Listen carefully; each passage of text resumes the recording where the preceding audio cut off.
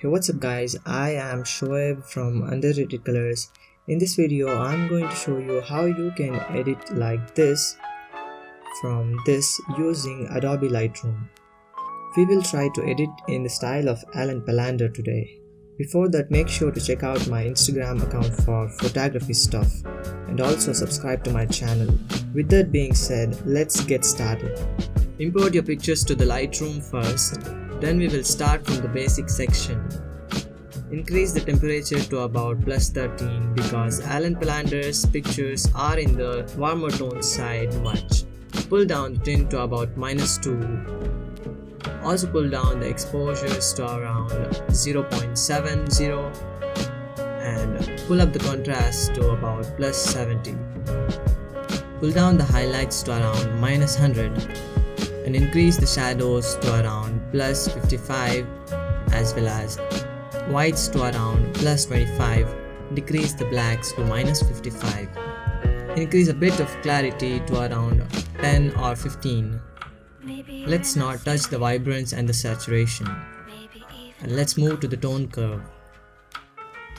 In the curve section, I'm gonna make it a bit smooth S-ish kind of curve, somewhat like this.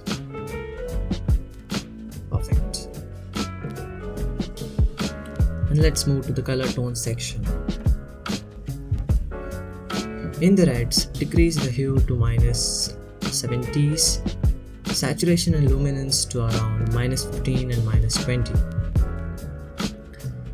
And in the oranges, pull down the hue to about -9, saturation to around -68, and let's not touch the luminance. And next in the yellows, pull down the hue to around -80 and saturation to around -21, luminance to -10. And in the greens, keep the hue around -10 to 15, pull down the saturation to -90 and increase a bit of luminance to around 5. And in the aqua, increase a bit of hue to around +12, decrease saturation, keep it around -81, don't touch the luminance. And in the blue, pull up the hue to about +3, decrease the saturation to about -95 and luminance to about -15. And in the purple, pull up the hue to about +30, pull down the saturation to -90 and decrease the luminance to -15.